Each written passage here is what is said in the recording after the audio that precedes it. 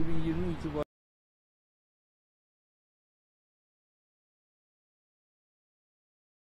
dolar ile böyle bir durum içerisinde.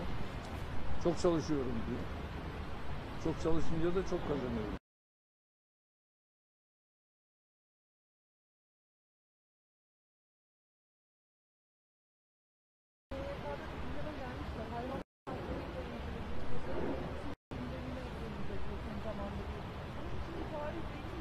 Yani tarih olarak tabii bunu şu anda meclis grubumuz özellikle takvimi belirliyor.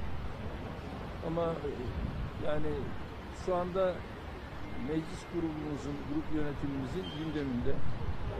Yani takvime göre her an meclise gelebilir. Mecliste komisyonlar, ondan sonra genel kurulda tartışması yapılabilir. Peki. Sayın Cumhurbaşkanı, İran Dışişleri Bakanı Türkiye'de ve biraz sonra öğleden önce basın toplantısı oldu, ona da katıldı.